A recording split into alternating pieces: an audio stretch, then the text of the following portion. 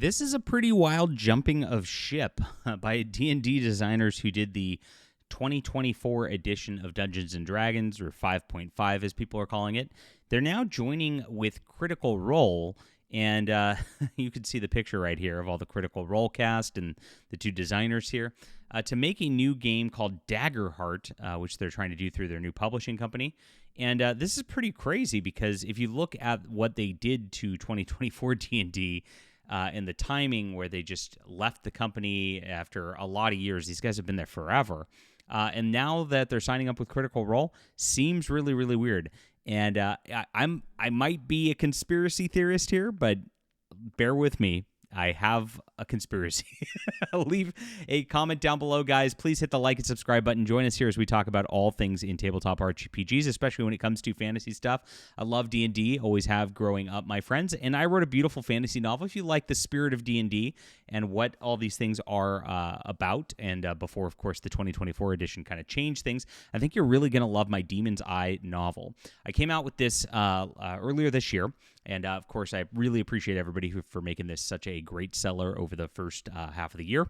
And this book here has a lot of cool fantasy stuff in it that you're going to love. If you like that adventure partying sort of deal, I actually made the Bard a main character, and I have a twist on that. So please check it out. It's in the description below.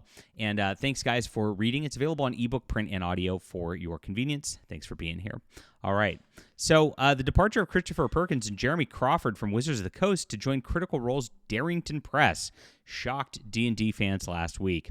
The architects of D&D's woke transformation are abandoning ship just as the consequences of their ideological vandalism becomes undeniable at Hasbro. We saw that these guys left the company a couple of months ago. They started talking like they were retiring almost, but anything but the case. And, of course, this is right after this whole 2024 Player's Handbook, Monster Manual, and, of course, Dungeon Master's Guide all drop. We were watching their interviews about the Monsters Manual and the changes that they were making. We've seen how they removed orcs from the monster manuals entirely, that they've changed dryads and hags into this male sort of thing because they can't have female monsters.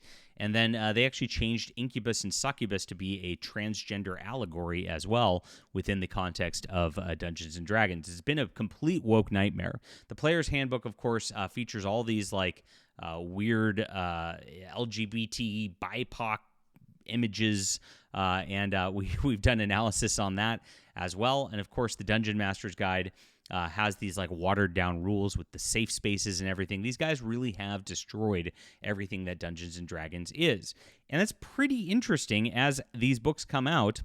And now they're jumping ship to another company almost immediately. Now, if you've looked at the sales chart numbers of just where these landed when these books came out, they were not doing well for core books. Usually core books of Dungeons & Dragons and the like are the ones that sell the best for a system, and they just fell completely flat.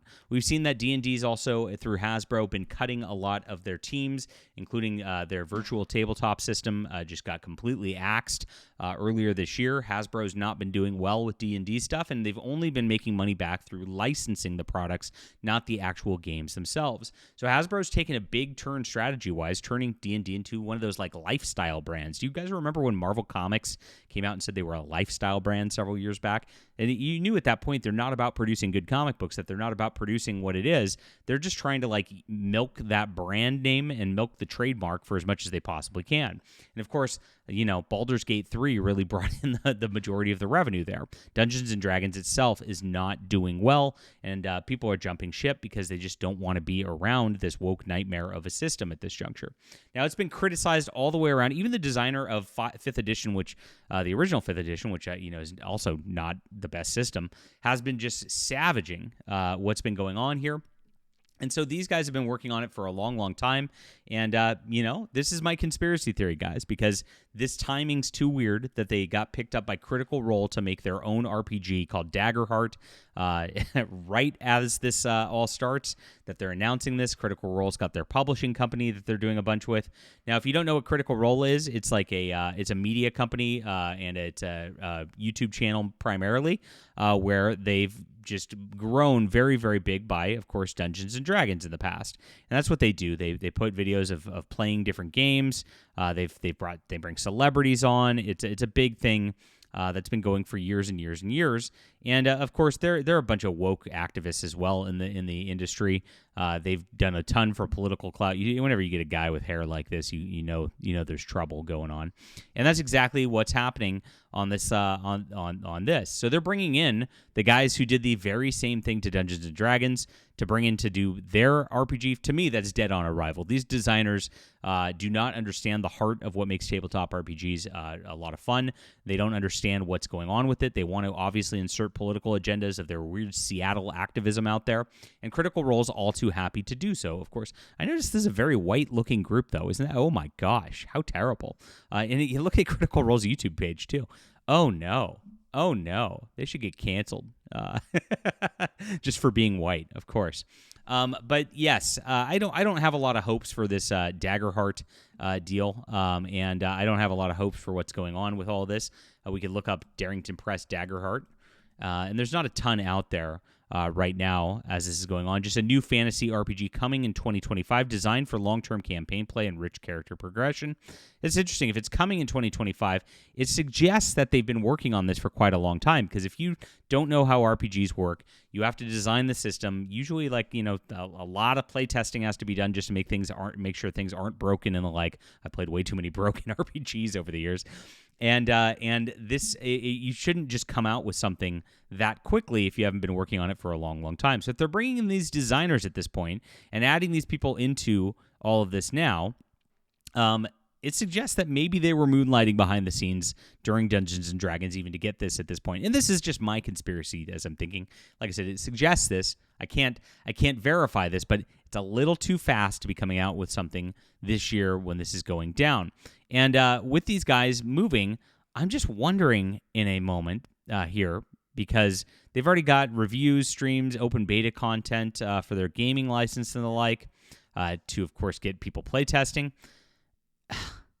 Maybe these guys sabotage Dungeons and Dragons intentionally. Like I said, conspiracy level stuff here, in order to hype Critical Role as an alternative. Now, it's like I said, I just don't believe anything like in kind of mainstream stuff. It happens by accident. I don't believe anything that's in mainstream culture happens just on a lark. I always think there's something planned behind it, and that it always happens with this. And I think Hasbro has abandoned Dungeons and Dragons, and so Critical Role is stepping up to be the, quote, alternative. Pathfinder was supposed to be it back in the day. They launched basically a 3.5 edition. Of course, they've gone way off the rails over at Paizo, even worse again. So there is this open market, and there's a lot of great indies who have done it. Adventure Conqueror King System does a really good job. Castles and Crusaders does an excellent job on that as well, if you guys want to check those out.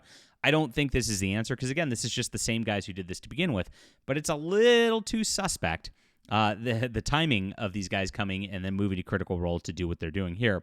Now, they've had a press release, and they don't really say much right here. Perkins says, the storytelling has always been at the heart of everything I do. Joining Darrington Press feels like I'm coming home. I've loved being a part of the extended Critical Role family as a regular guest over the years. And like I said, probably been working on it for a long time. And I'm beyond excited to help create new worlds of full adventure.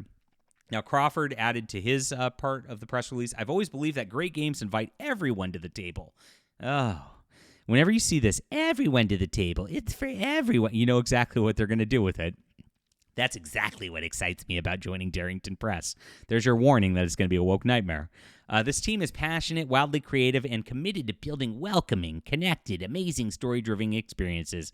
Welcoming, connected, everyone to the table. These are buzzwords that you do not want to see when you've got a RPG forthcoming, guys. This is going to be a disaster. I can't wait to expand on what Critical Role has already created to develop some really fun and unique games. And so there it is. Very, very odd stuff. And yes, it begs the question, if they're hiring the same people who worked on the 2024 Dungeons & Dragons editions, why is an alternative even necessary? And like I said, it makes me think that they might have tanked that game intentionally to move on and to try to set this up as a bigger alternative. Now, Critical Role does have a huge following. Having 2.47 million YouTube subscribers is a big, big deal. And if they are launching their deal, they're going to have a big leg up over a lot of competitors, which is really sad, because you'd wish that it'd be a meritocracy, that people would just play what was played. because it's a good system. But instead, they're going to get it because they've got their celebrity status. So it's going to get a lot further out of the gate than a lot of RPG alternatives are out there. We'll see what happens when this launches. I'm sure they're going to do a Kickstarter on it. It's going to go crazy.